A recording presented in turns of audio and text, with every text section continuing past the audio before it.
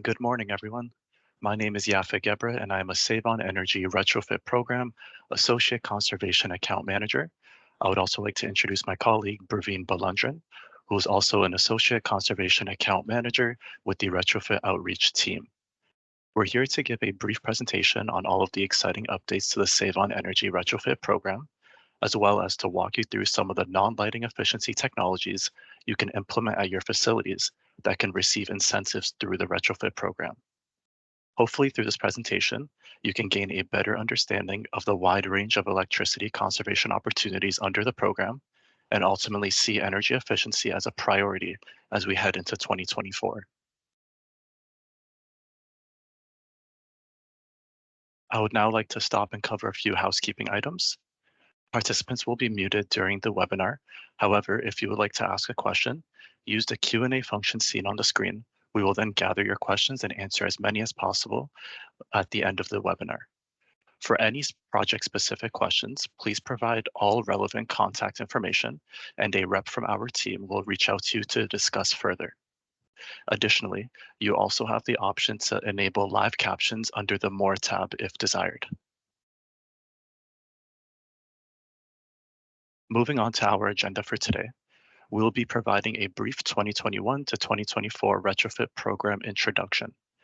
We will be discussing all of the exciting new incentive rate updates, as well as the regional adders that are currently available.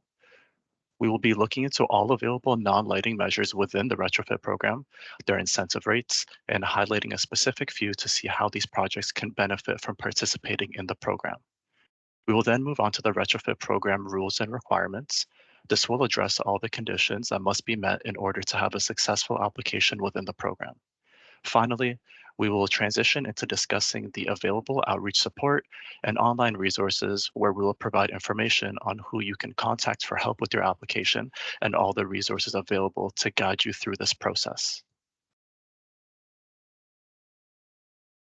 I would now like to take a minute or two to discuss the spirit of the program, the benefits of participating within the program, and all of the exciting opportunities for incentivization within the program. The retrofit program is available to commercial, industrial, institutional, multi-residential, and agricultural businesses. It offers financial incentives for equipment upgrades that reduce electricity consumption. The goal of the program is to ultimately help Ontario businesses save energy, reduce operating costs, and increase productivity at their facilities. The retrofit program is geared towards supporting businesses in different manners. It supports them in reducing their monthly electricity bills by implementing energy efficient technology. It will support them in reducing their maintenance costs by implementing newer and more resilient technology at their facilities.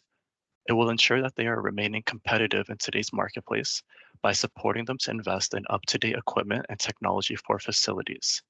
Additionally, a variety of measures offered within the program will help improve the employees' comfort at the facilities, thus improving employee productivity as well. And now I would like to take a moment to discuss program updates, including lighting eligibility, incentive updates, and regional adders.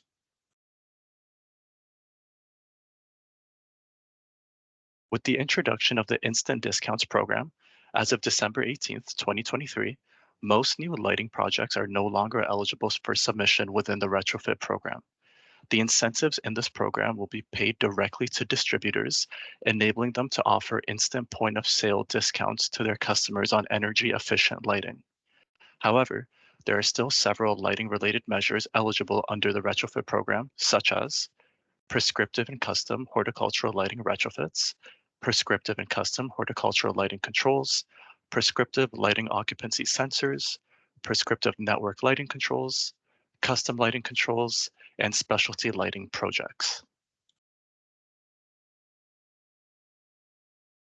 Now, it is paramount to mention that applicants cannot receive both incentives for their lighting projects through the retrofit and instant discounts program. For example, if a lighting project had already been submitted under the retrofit program, applicants cannot receive incentives through the instant discounts program during their purchase of the lights if they wish to receive their retrofit program incentive. It is the applicant's duty to discuss with contractors and distributors to make sure that they are not receiving incentives from the Instant Discounts program for their retrofit projects. If this requirement is not met, the retrofit application will be deemed ineligible. I would now like to take a moment to talk about the recent incentive updates that were announced last fall. As a result of these recent updates, most prescriptive non-lighting incentive rates have been increased. These new incentive rates have been live as of October 30th, 2023, and updated prescriptive worksheets reflecting these changes are currently available on the Save on Energy website. These changes were introduced in response to recent measure price increases, as well as feedback provided from program participants. Due to the enhanced savings to cost ratios and shortened payback periods, we strongly encourage you to further consider any potential prescriptive non-lighting projects at your facility. Earlier last year, Save on Energy has introduced regional adders as a part of the Local Initiatives program in order to help combat electricity constraints in certain areas. These regional adders serve to encourage increased uptake in the retrofit program and in turn, reducing demand for the transmission assets in these locations. Given their initial success, Save on Energy has decided to further expand the list of regions available for this exciting opportunity. We will be taking a deeper dive into the specific regions eligible for the regional adders in the next slide. However, all facilities located in these areas will qualify for doubled incentives on all their prescriptive non-lighting measures. In order to be eligible for this opportunity to increase incentives, applications must be pre-project approved before December 31st, 2024. Here's all of the FSAs and regions that will qualify for the retrofit regional adders.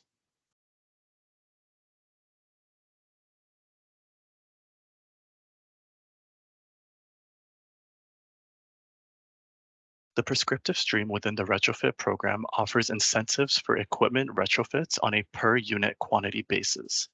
In order to be eligible, the retrofit equipment must meet the eligibility requirements stated within the appropriate prescriptive worksheet, and these worksheets are available to you on the Save on Energy website. Furthermore, there is no required measurement and verification for the prescriptive program, and it is a great opportunity for your straightforward equipment retrofit projects. We will now take a look into the prescriptive stream and highlight some of the available measures and updated incentive rates available. Within the prescriptive stream, there is a wide variety of HVAC opportunities, ranging from rooftop units, chillers, cooling, fan motors, HVAC controls, ventilation, circulator pumps, and HVAC pumps.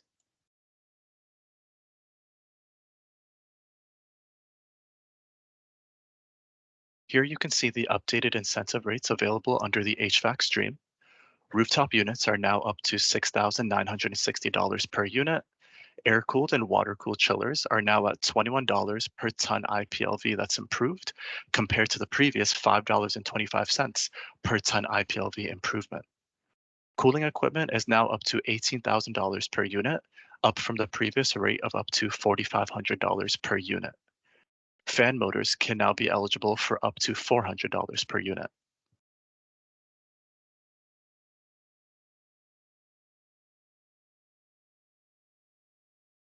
HVAC controls can now fetch up to $52,200 per unit in incentives, a sizable increase from the previous rate of up to $17,400 per unit. Ventilation equipment has now doubled to $500 per unit, while cold water booster pumps are now at $3,080 per unit. Finally, HVAC pumps can now grant up to $1,200 per horsepower, up from the previous rate of up to $300 per horsepower.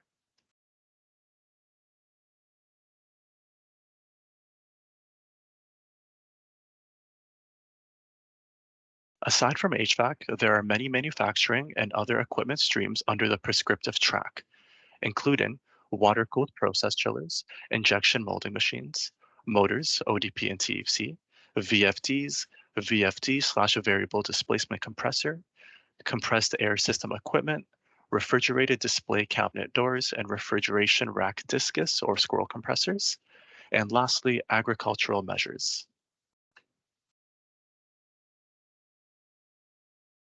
Taking a look at the updated rates under the manufacturing measures, we can see that water-cooled centrifugal and positive displacement process chillers are now up to $120 per ton IPLV improvement, up from the previous rate of $30 per ton IPLV that was improved.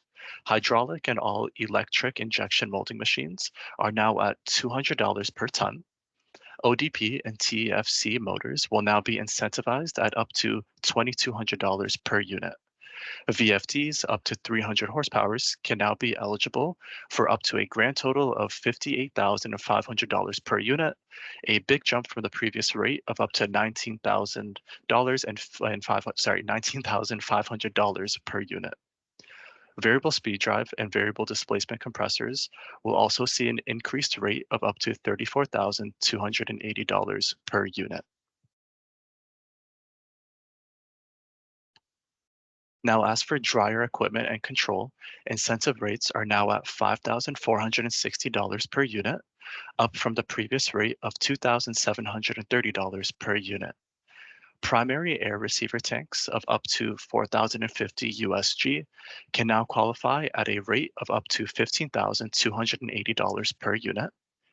Engineered nozzles have also received a bump, now eligible at a rate of up to $170 per unit. Low pressure drop filters are now incentivized at the rate of $1,460 per unit. Finally, for zero loss drains, there is also an increase from the previous rate of $140 per unit to the now up to $280 per unit.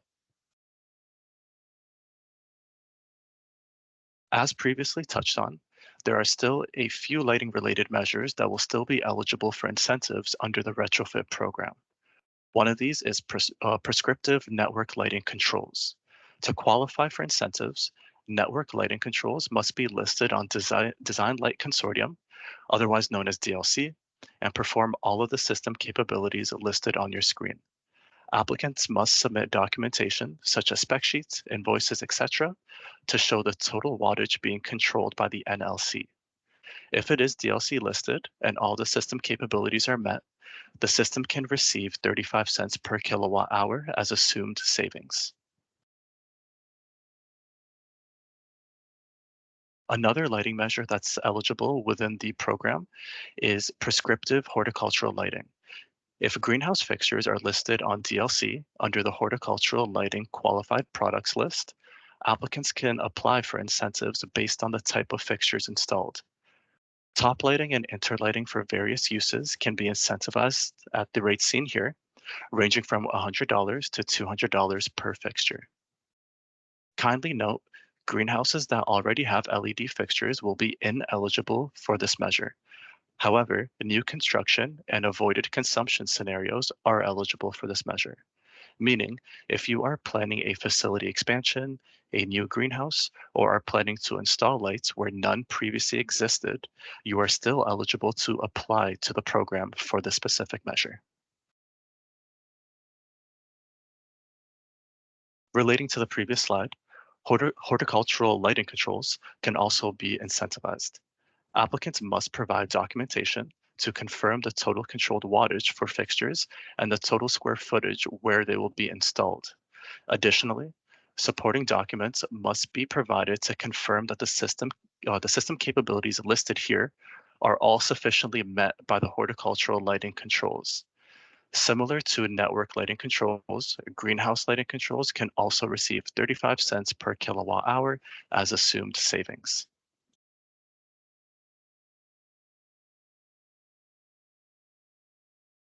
That's a brief overview on the prescriptive stream and the latest updates on that end. Now we will be taking a closer look at the custom stream and its purpose, process, and requirements. The retrofit program's custom stream is designed to provide flexibility for more comprehensive projects, capturing actual operating conditions in non-standard projects, and in turn presenting opportunities for increased energy saving. Incentives are based on providing sustainable, measurable, and verifiable reductions in peak electricity demand and electricity consumption when compared to the pre-project baselines. The custom stream will be incentivized at the rate of $1,200 per kilowatt or 13 cents per kilowatt hour, whichever is greater.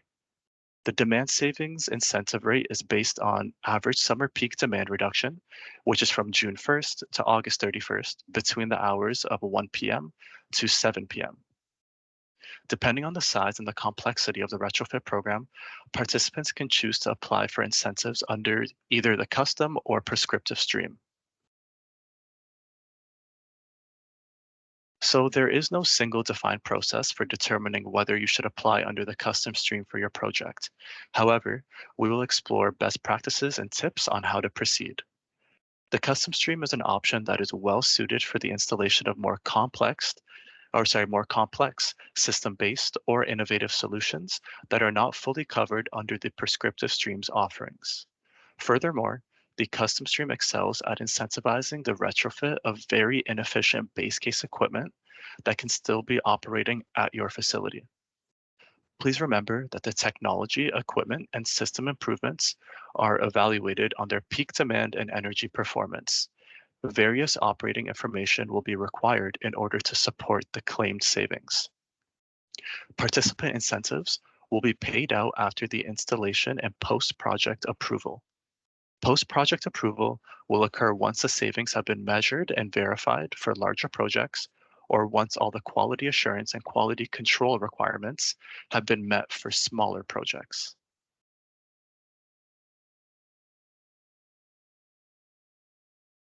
The prescriptive stream incentivizes based on quantities, whereas the custom stream incentive is based on kilowatt hour or kilowatt savings. The main challenge here is to quantify these kilowatt hour and kilowatt savings. Calculations may be straightforward for some applications, while others may be more challenging. We will attempt to provide guidance on selecting the appropriate calculation steps, but there are a variety of resources available on the Save on Energy website as well. For small projects with incentives of less than or equal to $10,000, the custom project worksheet will only be required in order to substantiate claimed savings. We will discuss the worksheet further on the next slide. For projects with incentives greater than $10,000, but less than or equal to $80,000, applicants may use the Save on Energy generated engineered worksheets or conduct independent calculations without the need for metering data. However, for larger projects with incentives exceeding $80,000, savings must adhere to the Retrofit M&V guidelines. 7 engineered worksheets are available for calculating savings on the custom projects, covering various measures such as lighting controls, compressors, unitary AC, and VFD applications. Engineered worksheets have been made available to support you in submitting and completing your energy analysis. These are not required in order to submit an application, but are a recommended resource if you are not comfortable with completing an energy analysis for your project. These worksheets are templates that have preset calculations, which can be used for the estimation of energy and peak demand savings for the specified measures.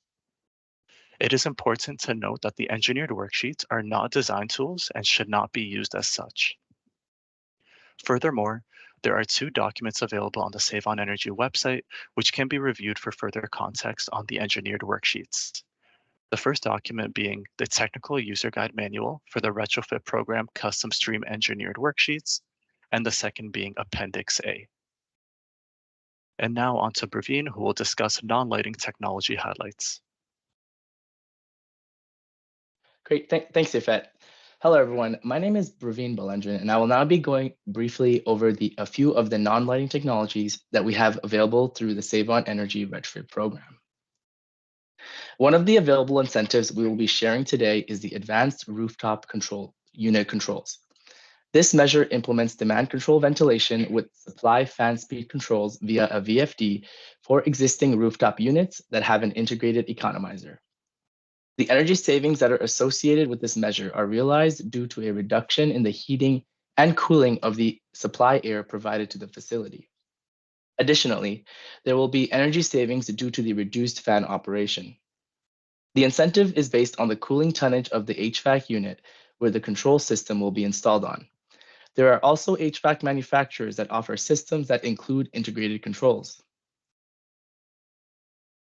Next, we will cover unitary ASHP, which stands for air source heat pump, and PTHP, which stands for packaged terminal heat pumps. These heat pumps can provide higher heating efficiencies when compared to the more traditional heating systems that we typically see today, such as furnaces, boilers, and electric baseboard heaters. The installation of these higher efficiency units can help reduce your facility's overall heating and cooling consumption while providing higher levels of comfort. Heat pumps can provide both efficient heating and cooling at your facility because they operate on a reversible refrigeration cycle by transferring heat from one area to another. The energy efficiency for heat pumps can be identified by using COP, which stands for the coefficient of performance, or HSPF, which stands for the heating seasonal performance factor, specifically for the heating efficiency. And we look at EER, which stands for the energy efficiency ratio, or SEER, which stands for seasonal energy efficiency ratio for the cooling efficiency. These energy efficiency units are important because they will be used to help identify eligible incentives through the retrofit program. Next, we have control systems for lighting. The networked and horticulture lighting controls measure can save energy by controlling the connected lighting systems by helping them operate more efficiently based on various parameters such as scheduling, dimming, and occupancy. They can be applied to existing or new lighting projects and can provide additional incentives to improve payback periods on lighting projects. The measure allows building operators more flexibility in how they would like to manage their lighting system at their facility and better control their usage. The incentive for this measure can be calculated on the worksheet and will require the user to provide the total connected kilowatts of fixtures. Finally, we will cover the available incentives for a building automation system, or a BAS. A building automation system can be implemented which allows the user to control and monitor multiple building systems from a single controller or interface. These systems include both mechanical and electrical equipment and can optimize operation to reduce energy consumption within a facility. A BAS will also work to reduce maintenance costs and can help increase comfort and prolong the life of equipment in the facility. The incentives for a building automation system can be calculated using the custom measure incentive rates once the facility savings have been identified. We will now go through a few non-lighting technology case studies to show a few examples of potential savings and incentives that can be achieved through the program. In our first case study, we have an advanced RTU controls that are being applied through the prescriptive track for a small office building. We can see here that 10 units of varying sizes from 4 tons to 60 tons were being applied for through the controls incentive. The total incentive for this project was $15,390, while the cost to implement this project was $33,761. This provided an incentive to cost ratio of 46% for completing the project. Now, after adding the controls to the rooftop units, the applicant can see energy savings of 68,393 kilowatt hours per year and peak demand savings of 50.15 kilowatts. Next, we have variable frequency drives being applied through the prescriptive track in a manufacturing facility. We can see here that the scope of this project is for the installation of variable frequency drives on 3 40 horsepower motors and 1 60 horsepower motor.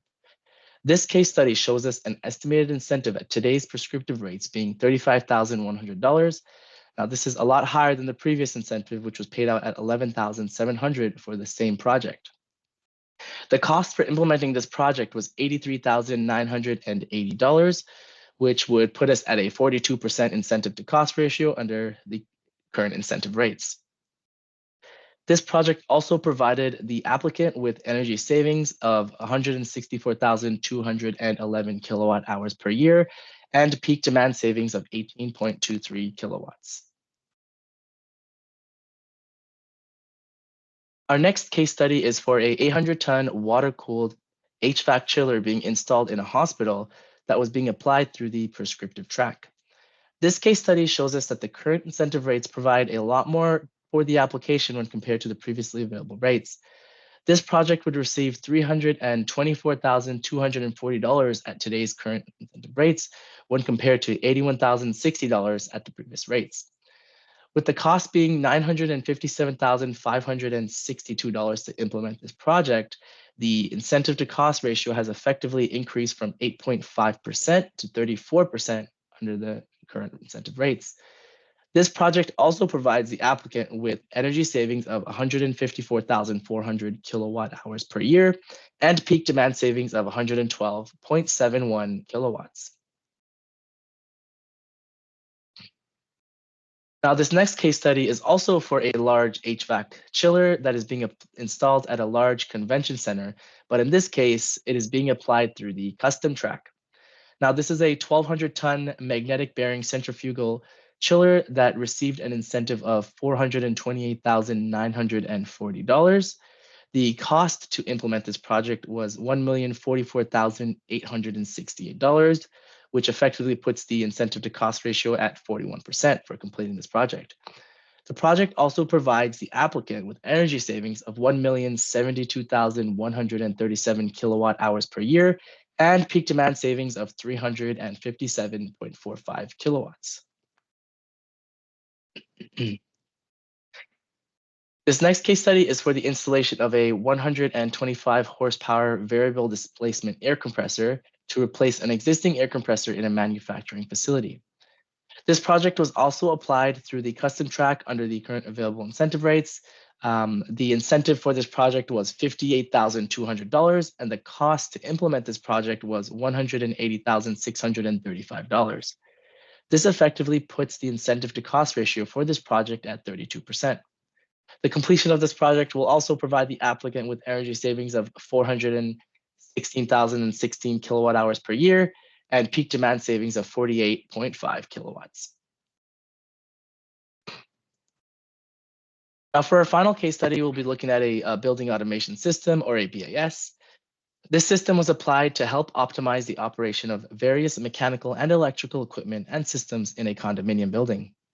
The custom track was used for this application. With the current incentive rates, this project received an incentive of $39,068. The cost for implementing this project was $129,737, which effectively gives us an incentive to cost ratio of 30% for completing this project. The applicant will see energy savings of just over 300,000 kilowatt hours per year and peak demand savings of 23.08 kilowatts. We will now be going over the retrofit program requirements, which will help you better understand the process of applying and providing the needed documentation so you can have a successful application. The custom stream has various engineering worksheets available, which cover a variety of equipment that can be applied for through the retrofit program. If a specific worksheet is not available for a measure or technology, you must submit technical analysis showing how the savings were achieved and the estimated incentive for that project. A fully completed custom summary sheet should also be included with the application, which will outline all of these details. Any prescriptive stream measures, the applicant should provide the relevant worksheet and apply the measure accordingly on the Save on Energy portal. They will also need to provide model numbers and quantities to determine the incentive amounts. For both streams, the incentive will always be capped at 50% of the claimed eligible project cost. All projects with an incentive over $20,000 will need to provide photo verification to satisfy the QA/QC, the quality assurance and quality control verification process. Small projects will be selected at random for QA/QC. Disposal will also be verified through the completed disposal confirmation form. So applicants will need to fill out and sign this document to verify proper disposal or decommissioning of existing equipment. Applicants must ensure they apply for an application on the Retrofit portal before issuing any purchase order on equipment. Now, failing to do this may lead to project ineligibility. All retrofit applications will also need to be approved before the end of 2024, and the approved projects must be completed before the end of 2025. Now, there are three classifications of applications that can be submitted within the Retrofit program. In the following slides, we will summarize the pre-project and post-project documents generally required based on the incentive size. For the custom stream, the generally required pre-project documents include a custom worksheet, energy analysis, a quote, spec sheets, and pre-project QA/QC photos, either for selected or mandatory QA/QC applications. Now, the key distinction between these tiers is that the applications with incentives more than $80,000 will need to provide an M&V plan and pre-project metering in addition to the documents that were just mentioned. Now, to submit a post-project application in the custom stream, you will need a custom worksheet, again, energy analysis, along with an invoice confirming that full payments have been made, spec sheets, a signed disposal declaration form, and the post-project QA/QC photos for the selected or mandatory QA/QC applications. Now, again, the key distinction here is that incentives greater than $80,000 will be required to provide post-project metering in addition to the documents that were also just mentioned.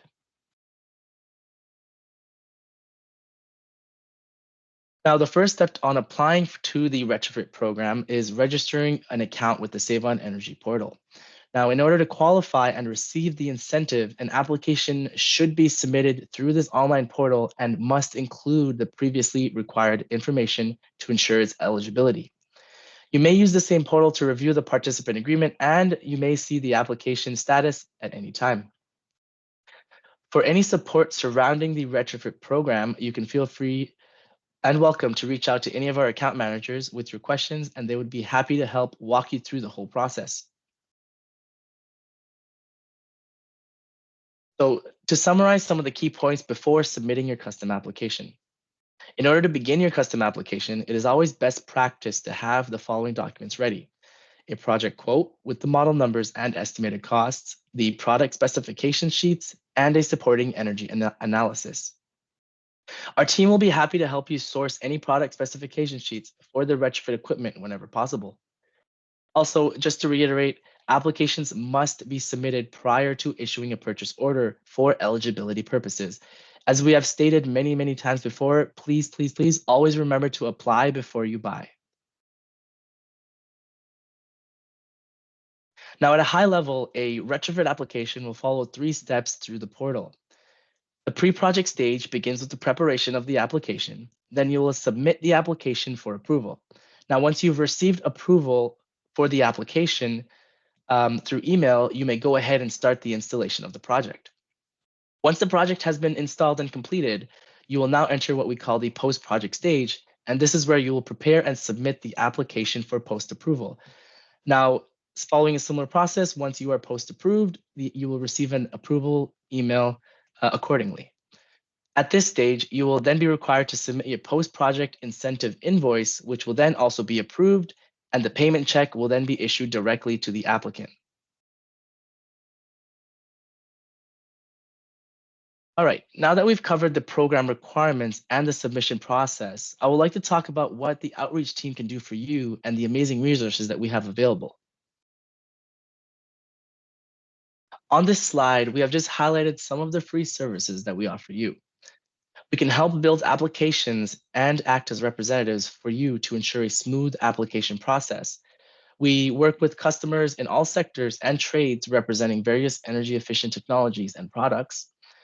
We will also provide support throughout the full application review process to ensure a positive experience. If you need assistance determining energy saving opportunities, one of our account managers will also be happy to help, either both virtually and through site visits if feasible. For custom projects with incentives greater than $80,000, or for any projects that require metering as part of the submission process, our team can also help provide the metering equipment for your electricians to install. So please feel free to reach out to us at any time by email or phone. Our team is always happy to help. On this slide, we have just highlighted the available online resources that can help you learn more about the program and how to put together your application.